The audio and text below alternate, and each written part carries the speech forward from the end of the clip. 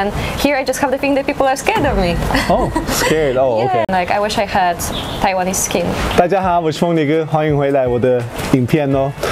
如果你们是新来的朋友们，可以先订阅吗？谢谢大家。今天 ZUZA 陪我。Hi everyone, my name is ZUZA. I'm from Poland and I live in Taipei from 1 year, and I'm very happy to host today's video. Let's start with culture shock you had, because like that is the first thing that foreigners might have here. What are the things that you were shocked with here in Taiwan? Oh well, there was many things, to be honest. I need to mention that Taiwan was the first paysage in Asia I've ever seen, so shock was huge, I need to say. Like from the first moments when I arrived here, I could see like different expressions on the faces, right? Like, wow, people were not responding on my smiles, for example. Why I don't get my smile back? Many things, like people selling things on the street. In Europe you don't see it much anymore, and I don't know, people wearing face masks. It's different, very different from what I've seen in Europe. About the smiling back. I used to live in Alaska, in the US. I've been to many states in the US. Yeah, there's a culture of saying hi and morning back to even the strangers on the street. But how about in Poland? Because I used to live in Czech Republic, we were talking about that, and Czech Republic was kind of a little bit like people are colder than the ones in the US. So how about in Poland? Okay, so people in Poland are cold as well, but in a little bit different way than here, I would say. I used to live in many countries in Europe, so also I have comparison with other places, and before Taiwan I've been living 2 years in Spain, so there people are super warm, smiling and all that. But even in Poland, I could say that people are like trying to don't come too close to you, but when you're ready, start talking to them, they will do anything to help you. And here I just have the feeling that people are scared of me. Oh, scared. Oh, okay. Yes, like I don't speak Chinese, so I'm trying to speak English with people, and I absolutely understand that not everybody has to speak English here, and it's normal, but people are just scared of me. Like, I understand you don't need to speak English good, it's okay, I'm a foreigner, it's anyway pleasure that you are even trying, but people are scared, you know? I think they're not scared of you, they're scared of expressing themselves, or like trying to express themselves in English. Because you're a foreigner, the first thing comes in their mind is like speaking in English to communicate with you.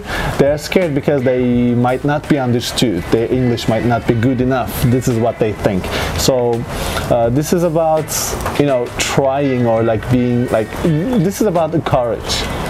So how about the people in Poland? Do they have the courage to break the ice? I think so. I mean, also we are people of parties. We like to party. We like to talk to each other. We like to make new acquaintances. We like to drink, of course. So I have the feeling a bit easier. Like I met many Taiwanese people here, but I have the feeling like they try to keep me far. And yeah, I can sense that people are, I don't know, not comfortable with me many times. Even when they speak English incredible. Like I have the feeling that they are not very comfortable when foreigners are around.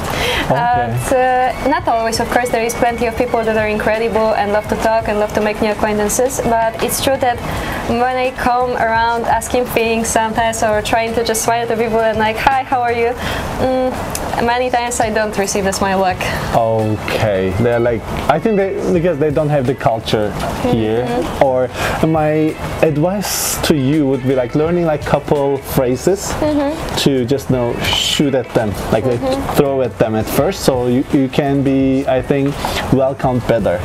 Oh, perhaps. And okay, I think you can say one thing, I will tell you, and then you share with them, okay? 订阅。你们听到它哦，可以订阅吗？谢谢。 When I arrived here, there were still COVID restrictions, so that was obviously normal, and I also worried because I had no other option. But in Europe, I think by this time we already didn't have that obligation, so it was kind of shocking. But yeah, even now, even though that we are 1 year without any restrictions, people still wear it, and it's just shocking because when I go to Europe, face mask is something wild. We don't do that.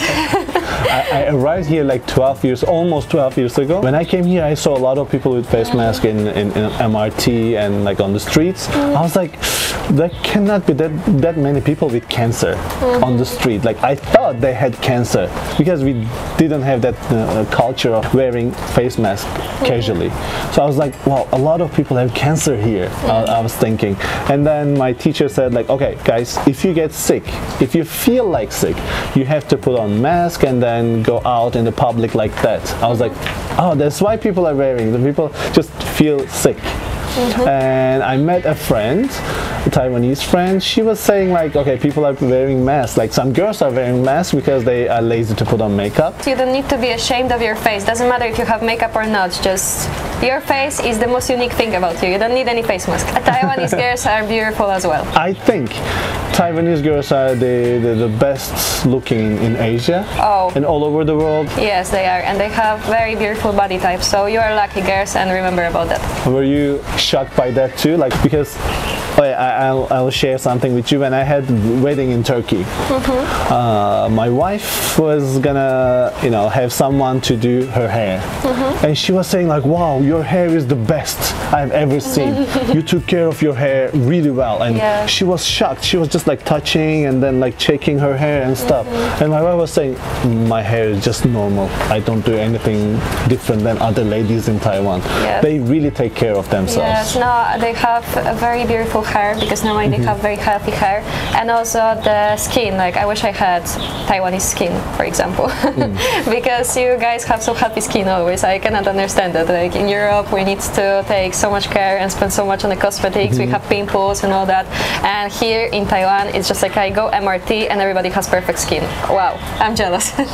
Either they are really good at makeup or they have like good, I don't think it's makeup. Like even when I see from so close, I can see from microscope and there is no pores in your skin. I think this is same for Taiwanese, like all Taiwanese, like male or female. They like to know more, like check, research, and they want to learn more about some specific thing. So if they do something, they do it really well.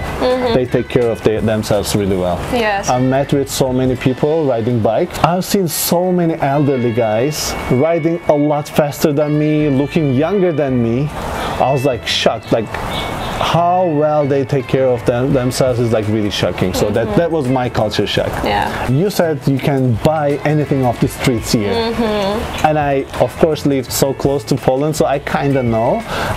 Was that shocking that you can buy things easily? It's not even about easily.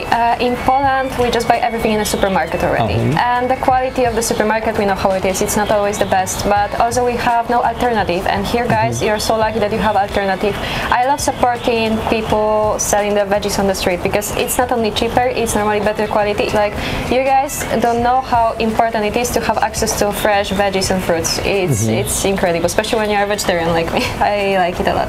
I've seen something on the internet saying that if you buy things from the supermarket or like big chains or like big suppliers, you are just helping them to make a little bit more profit. But if you are buying things from the local shop, your local store or local vendors, you are helping them to get piano lessons for their daughters or sons. So I think that makes me feel better. So if I see anything Taiwanese, if I see anything local, I just know support that one. Like for example, this sweatshirt is from a Taiwanese brand. So I'm like proudly wearing that. Thanks a lot for being in my video. Thanks a lot for sharing your opinions and your observations in Taiwan. And please, you don't forget to subscribe, like, and make comments. I'll see you guys next time. Bye bye. Bye bye.